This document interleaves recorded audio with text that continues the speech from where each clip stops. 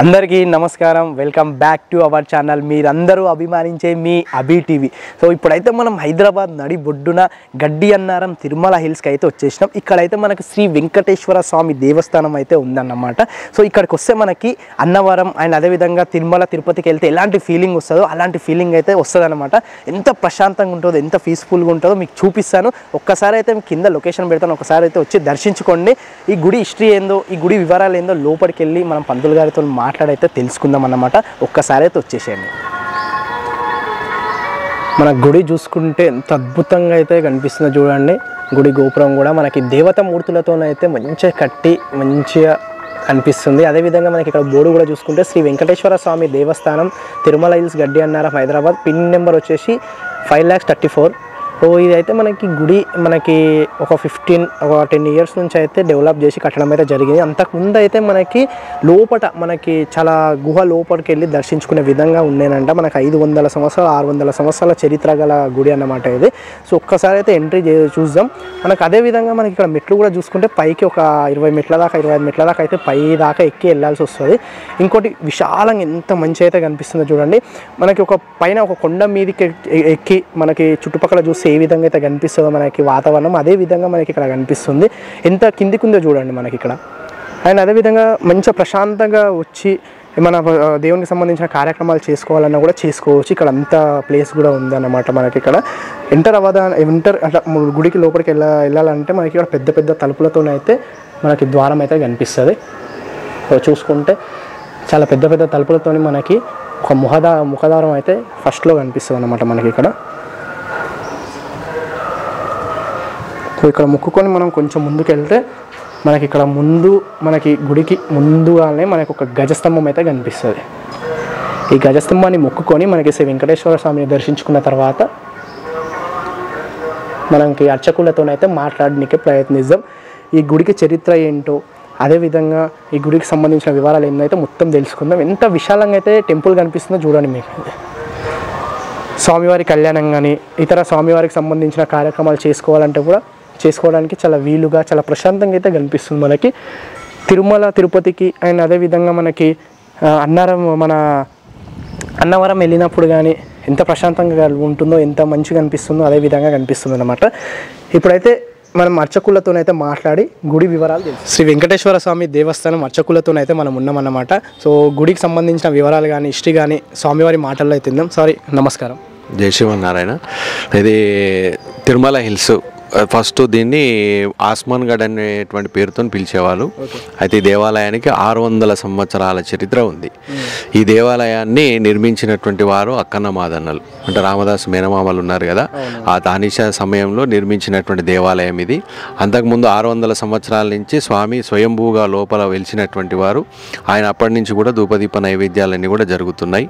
మన ఈ దేవాలయాన్ని పునర్నిర్మాణం అనేటువంటిది ఒక 10 సంవత్సరాల తర్వాత కొంచెం ఈ రెనోవేషన్ దాంట్లో కొంచెం డెవలప్మెంట్లో ఉన్నది. అంతకుముందు అంతా కూడా మామూలుగా ఇదంతా కూడా అడవిలాగా ఉండేది, జనసంచారం లేదు. అయినప్పటికీ కూడా స్వామికి ఎక్కడ కూడా నిరాటంకంగా రోజు ధూపదీప నైవేద్యాలు అనేటువంటివి జరుగుతుండేవి. తర్వాత వెంకటేశ్వర స్వామి స్వయంభూగా వెలిసినటువంటి మొట్టమొదటి చరిత్ర కలిగినటువంటి విషయం ఏంటంటే, ఇక్కడ ఉన్నటువంటి ఒక భక్తుడు నిత్యం తపస్సు చేసుకునేటువంటి వాడు. ఆయన తిరుమలకి పోలేనటువంటి పరిస్థితిలో ఆ స్వామిని దర్శించాలనేటువంటి కోరికతో ఆయన తపస్సుని మెచ్చినటువంటి ఆ స్వామి ఆయనకు ప్రత్యక్షంగా ఇప్పుడు ఉన్నటువంటి స్వయంగా వ్యక్తమైనటువంటి ఆ ప్రదేశంలో ఆయనకు కనిపించి ఆయనకు ద్వారా రోజు పూజలు అందుకునేటువంటి ఆ సందర్భంలో ఇక్కడ స్వామి స్వయంభూగా వెలిసిన తర్వాత అక్కడనే ఆయన రోజు ఆయనకి నిత్యము ఆరాధన ధూపదీప నైవేద్యాలను నిర్వహిస్తూ అదే కాలక్రమేణా వచ్చినటువంటి వారి సంతతి అంతా కూడా అదే విధంగా నిర్వహిస్తున్నారు. 1994లో ఇది ఎండోమెంట్లోకి పోయింది. ఎండోమెంట్ వాళ్ళు ఇప్పుడు ప్రస్తుతం ఎండోమెంట్ యొక్క ఆధ్వర్యంలో ఈ దేవాలయం నిర్మాణం జరుగుతుంది. కార్యక్రమం ఇక్కడ ఉన్నటువంటి వాళ్ళు ఫస్ట్ మొట్టమొదటిగా స్వయంభూగా వెంకటేశ్వర స్వామి, తర్వాత ప్రతిష్ఠ చేసినటువంటి వెంకటేశ్వర స్వామి, తర్వాత పద్మావతి అమ్మవారు, గోదాదేవి అమ్మవారు ఉన్నారు. తర్వాత వెనకాల ఉన్నటువంటి ఉపాలయాలుగా రెండు, ఒకటి గణపతి దేవాలయం, తర్వాత ఆంజనేయ స్వామి దేవాలయాలు ఉన్నాయి.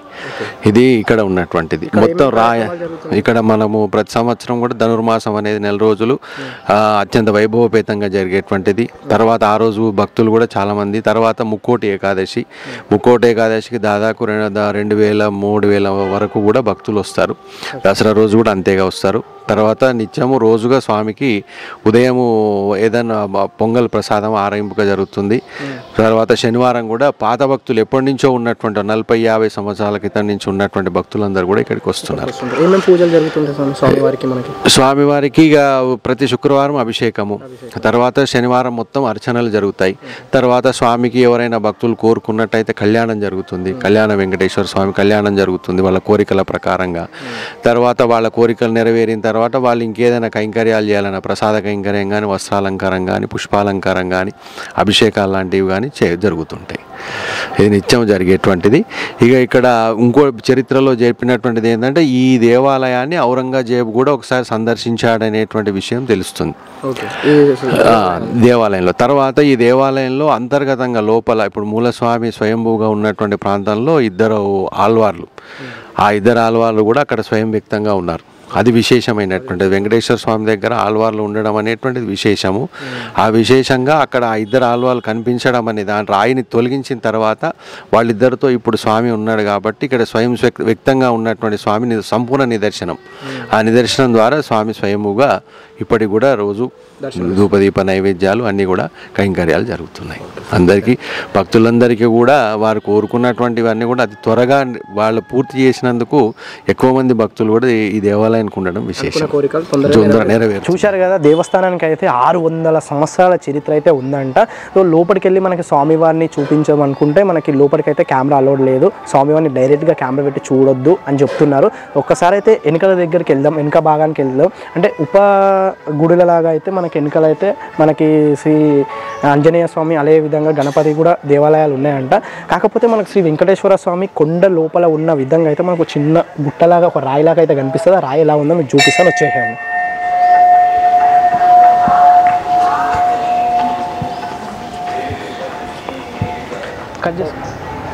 స్వామివారు అయితే స్వయంభుగా అయితే వెలిచాడు కదా. సో లోపల గర్భగుడి లోపల అయితే అక్కడ లోపల వెలిచిండు. ఆ లోపల అంటే ఈ కొండ ఉంది కదా, ఈ కొండ లోపల అయితే గుహలాగా ఉంటుంది. లోపల అయితే వెలిచిండు. అంటే ఒక 40-60 ఇయర్స్ లోపల మనకి ఈ గుట్టనే అంటే ఈ పెద్ద రాయి కనిపిస్తుంది. ఈ రాయి లోపలనే మనకి దర్శనం ఇచ్చే విధంగా అయితే స్వామివారు అయితే ఉండేనంట. కాకపోతే మనకు ఒక 10-15 ఇయర్స్ నుంచి అయితే డెవలపింగ్ చేయడం వల్ల ఈ గుడి మొత్తం కట్టి మనకైతే ఒక లోపల మంచి భక్తులకు కనిపించే విధంగా అయితే పెట్టాడనమాట. సో ఈ గుట్ట ఉంది కదా, ఈ గుట్ట అనేది లోపల వరకు గర్భగుడి లోపల వరకు అయితే ఉంది. సో బ్యాక్ సైడ్ అయితే ఈ విధంగా అయితే కనిపిస్తుంది అనమాట. ఒక్కసారి పైకి చూసుకుంటే మనకి ఎగ్జాక్ట్ అక్కడ గోపురం కనిపిస్తుంది కదా మనకి స్వామివారిది, మధ్యలో ఆ గోపురం కిందనే స్వామివారు మనకైతే దర్శనం ఇస్తారనమాట. ఈ గుట్ట కూడా చూడండి, అప్పటి మనకి 600 సంవత్సరాల క్రితం నుండి అయితే మనకి ఈ రాయి అనేది ఈ విధంగానైతే మనకు దర్శనం ఇస్తుంది. సో చూసుకుంటే ఎంత డెవలపింగ్ చేసినా కూడా మనకి పాత చరిత్ర ఉంది అని తెలపడానికైతే ఇలాంటివి అయితే ఉంచడం అయితే జరిగిందనమాట. ఉండాలి, ఎందుకంటే కొత్త వాళ్ళకి తెలియాలన్నా, కొత్త వాళ్ళు తెలుసుకోవాలన్నా ఇలాంటివి ఉంటే తెలుస్తుంది అన్నమాట. సో చూసుకుంటే ఇదంతా ఒక గుట్ట, గర్భగుడి లోపల నుంచి మనకైతే బయటికి వచ్చిందనమాట. బ్యాక్ సైడ్ బయటికి వచ్చిందనమాట. ఇక గర్భగుడికి టచ్ అయ్యి అంటే లోపలికి టచ్ అయ్యి బయటికి వచ్చింది. సో ఈ రాయికి ఆనుకొనే మనకి గుడి నిర్మాణం అనేది జరిగిందనమాట. చూసుకుంటే మన ఇక్కడ మనకి గోపురం కానీ గుడి కానీ చాలా అందంగా, చాలా దేవత మూర్తులతో చాలా అందంగా, చాలా చూడడానికి మంచి అయితే కట్టడం అయితే జరిగింది.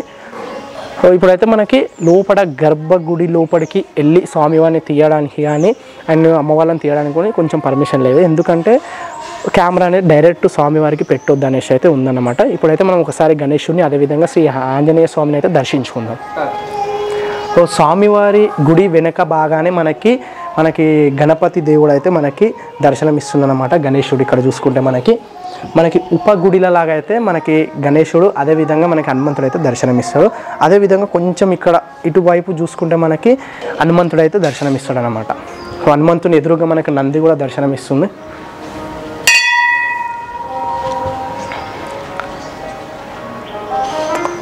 చూసుకుంటే మనకి ఇక్కడ హనుమంతుడు కూడా దర్శనం ఇస్తుంది మనకి. ఈ హనుమంతుని గుడి అదేవిధంగా మనకి గణేశుని గుడి అయితే మనకి శ్రీ వెంకటేశ్వర స్వామి గుడికి ఆ మందిరాల లాగా అయితే మనకి ఇక్కడ చెప్పుకుంటారు అన్నమాట. ఇక్కడ చూసుకుంటే మన గుడి వాతావరణం అంటే చుట్టుపక్కల పరిసరాలు కూడా చాలా విశాలంగా చాలా మంచిగా అయితే ఉన్నాయి. ఇక్కడ కళ్యాణాలు కానీ అనుకున్న కోరికలు నెరవేరిన తర్వాత దేవునికి సంబంధించిన కార్యక్రమాలు కానీ చేయడానికి అయితే చాలా వీలుగా అయితే ఉంటుంది. స్వామివారి కళ్యాణం అంటే మీరు అనుకున్న కోరికలు నెరవేరితే స్వామివారి కళ్యాణం చేయిస్తారని కొంతమంది మొక్కుంటారు. అలాంటివి చేయడానికి కూడా చాలా మంచిగా చాలా చూడడానికి విశాలంగా అయితే ఉంది. ప్రశాంతంగా అనిపిస్తుంది, చాలా పీస్ఫుల్గా చాలా ప్రశాంతంగా అనిపిస్తుంది. మీకు వీడియో స్టార్ట్ చేసే ముందే మీకు ఒక మాట చెప్పిన, అన్నవరం తిరుమల తిరుపతి వెంకటేశ్వర స్వామి గుడికి వెళ్తే ఎలాంటి ప్రశాంతత దొరుకుతుందో అలాంటి ప్రశాంతత ఇక్కడ దొరుకుతుంది అనేసి చెప్పడం అయితే జరిగింది. సో భక్తుల మాటల్లో కూడా కొన్ని తెలుసు. సార్ మీ పేరు? నా పేరు చంద్రశేఖర్ అండి. ఎప్పటి నుంచి వస్తుంటారు సార్ మీకు? దాదాపు 40 సంవత్సరాల నుంచి వస్తుంటాను, అప్పుడప్పుడు వస్తుంటాను అనమాట. ఓకే. ఈ గుడి గురించి చెప్పాలంటే ఏం చెప్తారు? ఇది చాలా పాత గుడి. ఓకే. ఈ రీసెంట్గా డెవలప్ చేశారు, ఒక 10 years నుంచి డెవలప్ అయింది. చాలా పాత గుడి. యాక్చువల్ దేవుడు లోపలికి ఉండేవాడు, బయటికి ప్రతిష్ఠించారు అనమాట. లోపలికి అంటే లోపలికి వెళ్ళి దర్శనం లోపల అంటే కొండ ఉండి కొండ లోపల ఉంటుండే అనమాట దేవుడు పూర్వం. ఇప్పుడు బయటకు ప్రతిష్ఠించి బాగా చేశారు, డెవలప్ చేశారు బాగా. ఏమేమి దేవుళ్ళు దర్శనం ఇస్తారు సార్? వెంకటేశ్వర స్వామి ఉన్నాడు, వినాయకుడు, ఆంజనేయ స్వామి. ఎట్లా ఉంటుంది సార్ ఇక్కడికి వస్తే? మీకు ప్రశాంతంగా ఉంటుంది. పండుగ దినాల్లో మటుకు చాలా ఇదిగోండి వైకుంఠ ఏకాదశి, గోదాదేవి కళ్యాణం అది బాగా చేస్తారు.